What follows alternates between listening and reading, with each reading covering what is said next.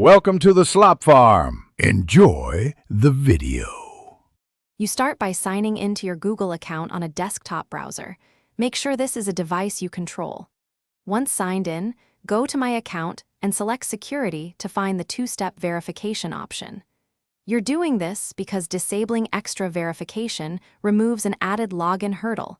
However, you need to reach that two-step verification panel before you can change anything. So, click into two-step verification now and prepare to authenticate with your password or current second factor. Once on the two-step verification page, you'll be asked to re-authenticate for security, enter your password, or use the current second factor. After you're verified, locate the turn-off option and click it. Google shows a confirmation dialog because this reduces account protection. Confirm that you want to turn it off and follow any on-screen prompts. Make sure to also review and remove backup codes, authenticator links, and app passwords if you no longer need them, because they remain valid unless revoked.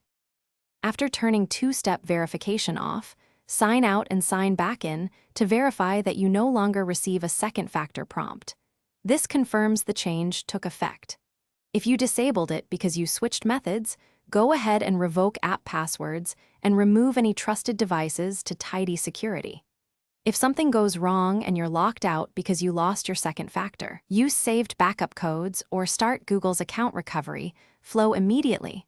Those are your main troubleshooting options. Thanks for watching. Consider subscribing if we helped you today.